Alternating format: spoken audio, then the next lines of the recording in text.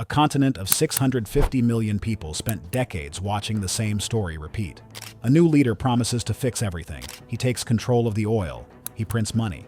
He shuts down the courts. The shelves go empty. The people leave. Then something changed. In the last 5 years, country after country across Latin America has done something that shocked the people writing headlines in Europe and Washington. They voted against the playbook. They elected the chainsaw guy, the prison builder, the libertarian who showed up to rallies with a prop. They said the old way is finished.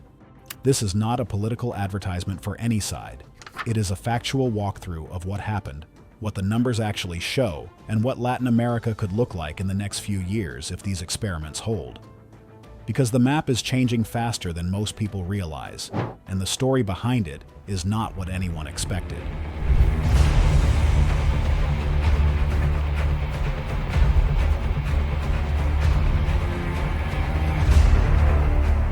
Section 1.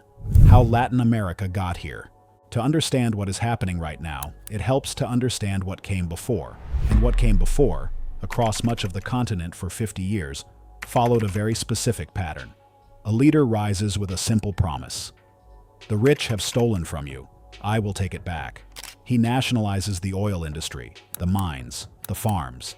He uses that money to build hospitals, schools, and housing programs.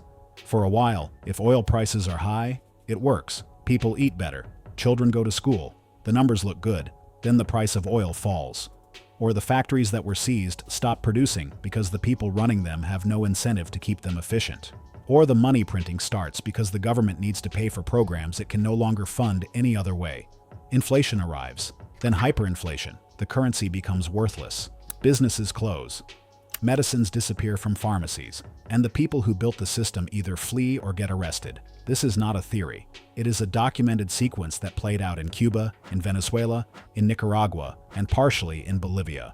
The version in Venezuela was the most extreme and the most visible. Venezuela was once the fourth wealthiest country on Earth by income per person, ranking alongside the United States, Switzerland, and New Zealand in 1950. It held the largest proven oil reserves on the planet. By the time Hugo Chavez died in 2013 and his successor Nicolas Maduro took over, the economy was already deteriorating badly. By the mid-2020s, Venezuela's GDP had collapsed by more than 80%. Nearly 7.9 million people had left the country entirely, according to the United Nations Refugee Agency, UNHCR. That is the largest displacement crisis in the world outside of active war zones. People throughout the region watched Venezuela in real time. They watched families cross jungles and rivers to escape. They watched children go hungry in a country sitting on oceans of oil, and enough of them decided they had seen enough. The question was what they would choose instead. The answers that came back were stranger and more dramatic than anyone expected. The first and most discussed came from the smallest country in Central America. Section 2. El Salvador and the Bukele Experiment. In 2015, El Salvador recorded 6,656 homicides. That works out to more than 103 murders for every 100,000 people. To put that in context, the United States in recent years sits around 6 per 100,000. El Salvador was not just dangerous, it was producing death at a scale that no country not actively fighting a war should tolerate. The gangs responsible were MS-13 and Barrio 18. These were not small criminal operations. They controlled neighborhoods, collected extortion payments from every business and bus driver in their territory, and forcibly recruited children. Parents in gang-controlled areas made decisions every morning about whether it was safe to let their kids walk to school. The government had, in practical terms, stopped existing as a meaningful authority in large parts of the country. Nayib Bukele was elected president in 2019. He was 37 years old, ran on social media more than traditional rallies, and operated completely outside the two parties that had governed El Salvador for decades. His early approach involved quiet negotiations with gang leadership, and the homicide rate fell to 18 per 100,000 by 2021. Then in March 2022, gangs killed 87 people in a single weekend. Bukele declared a state of exception, suspended certain constitutional rights, and launched mass arrests that swept through gang strongholds. More than 83,000 people were detained. A giant new prison called CECOT, designed to hold 40,000 inmates, was built to house them. Human rights organizations documented 354 deaths in government custody. Innocent people were caught in the arrests. Due process protections were suspended for years beyond the original 30-day authorization. These are facts that belong in any honest telling of this story. The other fact is this. In 2023, El Salvador recorded 154 homicides for the entire year, a rate of 2.4 per 100,000. By 2024, the Attorney General's office reported 114 total homicides, putting the rate at 1.9 per 100,000. According to Salvadoran officials, the homicide rate had fallen by more than 98% from its 2015 peak. Bukele was re-elected in February 2024 with over 84% of the vote. Families who spent years unable to walk certain streets without fear are now walking them. Investment and tourism are returning. The debate about whether the civil liberties cost was worth it is genuine and important. What is not genuinely debatable is what the numbers show. The rest of Latin America has been watching closely. The Bukele model is not the only dramatic experiment underway on the continent. In South America, an economist with very unusual hair walked onto a stage with a chainsaw and started cutting. Section 3. Argentina and the chainsaw. Argentina's story requires some historical grounding. In the early 20th century, Argentina was one of the wealthiest nations on Earth, wealthier than France and most of Europe. Then it spent roughly 80 years making itself progressively poorer through cycles of economic nationalism, heavy state spending, and money printing, defaulting on its sovereign debt 9 times in its history. By the time Javier Milei won the presidency in November 2023, annual inflation had hit 211%. The black market exchange rate for dollars was more than double the official rate because nobody trusted the official rate.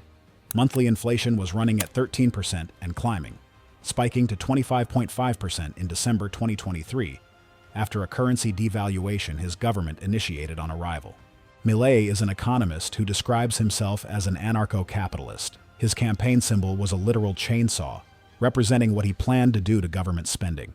He was not speaking metaphorically. In his first year, he cut government spending by 28% and cut the number of federal ministries in half, from 18 down to 9. He eliminated energy subsidies, officially devalued the peso, and took on public sector unions. He told Argentines before he took office, "This will hurt before it gets better." It did hurt.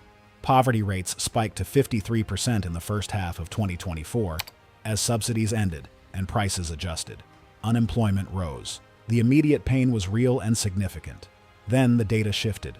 Argentina recorded its first annual fiscal surplus in 14 years in 2024, at 1.8% of GDP. Monthly inflation fell from 25.5% to 2.4% by November 2024. The economy grew at a 3.9% annualized rate in the third quarter of 2024.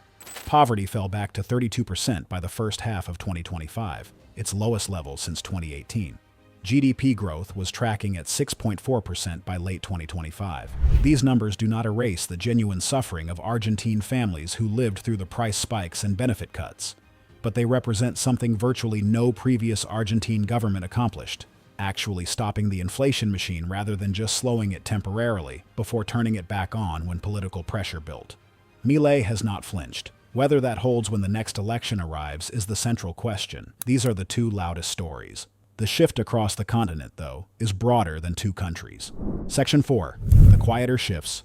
Ecuador, Paraguay, Peru, Uruguay, and Chile each moved in their own direction, but the overall current is consistent. In Ecuador, 2023 brought an election campaign marked by open political violence. Presidential candidate Fernando Villavicencio was assassinated at a campaign event in August. Daniel Noboa was elected president at age 35, making him one of the youngest heads of state in the world. His platform focused almost entirely on security. He declared an internal armed conflict against criminal organizations, ordered military operations against gangs inside prisons, and explicitly cited Bukele's approach as a reference point. His approval rating remained high domestically, despite international concern about military operations in civilian spaces. Paraguay has maintained one of the fastest-growing economies in South America under the center-right Colorado Party, which has governed the country for most of its modern history. Santiago Peña won the presidency in 2023, continuing that tradition. Low public debt, no dramatic socialist experiments, and steady growth. Paraguay rarely makes international news. In Latin America, that absence of catastrophe is itself worth noting. Uruguay is the most interesting outlier in the region. It legalized marijuana nationally, has progressive social policies, and was governed by the center-left Frente Amplio for 15 years. A center-right coalition won in 2019. Then the Frente Amplio won narrowly again in 2024, but on a significantly more moderate platform than its earlier governments. Uruguay's politics have pulled toward the center, rather than the extremes. In a region often defined by dramatic swings, that is its own form of stability. In Peru, political chaos has become the baseline. The country has cycled through 6 presidents in 8 years. Pedro Castillo, a rural schoolteacher elected in 2021 on a Marxist platform, attempted to dissolve Congress by decree in December 2022 to avoid impeachment, was arrested within hours, and is in prison awaiting trial. His vice president Dina Boluarte took over, moved toward the center-right in practice, and has governed with a broadly conservative Congress. The leftist experiment ended inside a year. Chile elected Gabriel Boric, a former student protest leader from the left, in 2021. He proposed a new constitution that would have significantly expanded the state's economic role. Chilean voters rejected it in 2022. A revised version was put to voters again in December 2023. They rejected that one too. Twice, given the direct choice, Chile said no. The pattern is not uniform, but it points consistently in the same direction. Voters who lived through the practical results of unchecked government expansion are making different choices. Venezuela, however, is still in the hands of a government that refused to accept the results when its people finally said no. Section 5. Venezuela. The election that was stolen. Venezuela sits at the extreme end of what happens when a government refuses to accept any limitation on its own power. Hugo Chavez came to power in 1999. He was genuinely popular, and during the years when oil prices were high, his social programs produced real improvements in poverty and literacy rates. At its peak, Venezuela ranked among the wealthiest countries in South America by income per person. Then oil prices fell.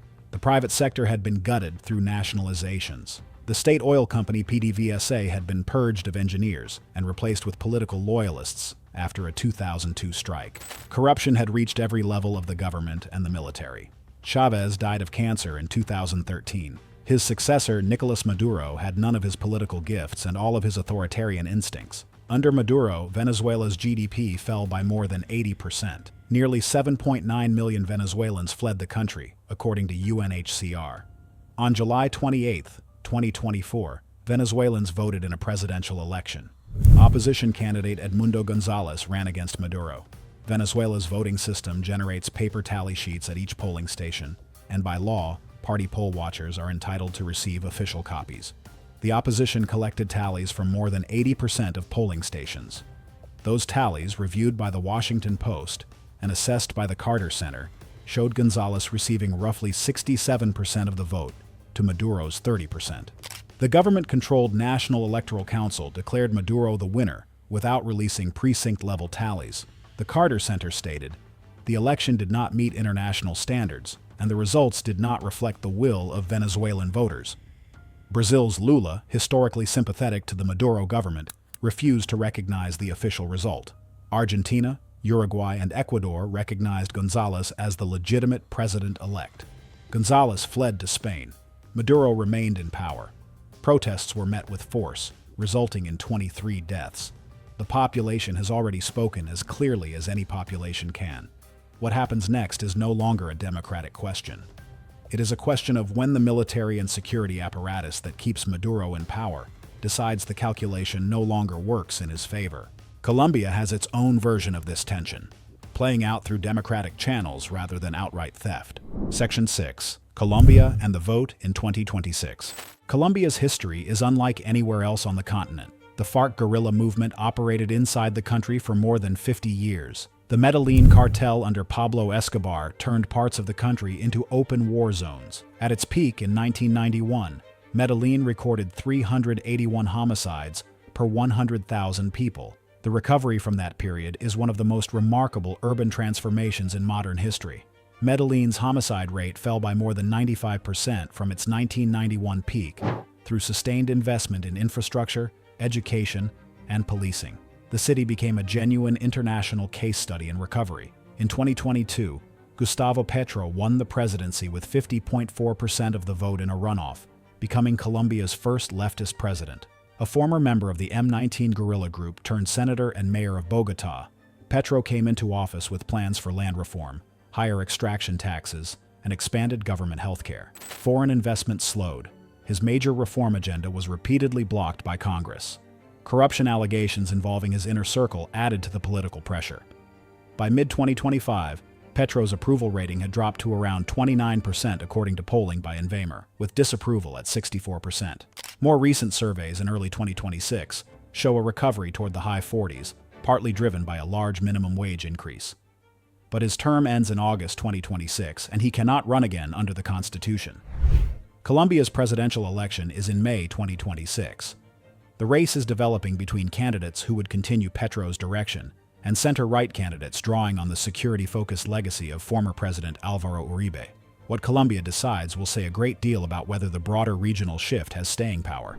Section 7. What comes next? The trend is real, and it is fragile. Argentina's fiscal surplus, falling inflation, and poverty recovery are documented. But the Peronist political machine is still intact. If economic recovery stalls and daily life does not improve fast enough, another election will test whether the change holds. El Salvador's security gains are dramatic and documented. But Bukele has also consolidated power over the courts and extended emergency powers for years beyond their original scope. Trading gang rule for a single dominant leader is trading one vulnerability for a different one. Venezuela's future depends on the military. The population voted. The tally sheets from 80% of the country's polling stations exist and show a clear result. What happens next is a question of institutional loyalty under sustained pressure. Colombia, in 2026, is the biggest single inflection point on the continent outside Venezuela. If a center-right government wins and maintains both security and social investment, it could anchor the regional shift with something more durable than charismatic individuals and emergency measures. Behind all of these individual stories is something simpler. This is not a swing to the right driven by ideology. It is the accumulated decision of tens of millions of ordinary people who lived through what the alternative produced. Empty stores, worthless savings, children who could not get to school because a gang owned the block, nearly 7.9 million Venezuelans leaving on foot. Those people voted, and they chose something different. Whether the governments they chose actually deliver is a question only time answers. Latin America has disappointed optimists before, but it has also shown, over and over, a capacity to pull back from things that looked unsurvivable. The people are still there, the votes are still being cast, and the map is still changing. If this breakdown scratched something for you, the next one goes even deeper. Subscribing and turning on notifications is the only way to catch it when it drops.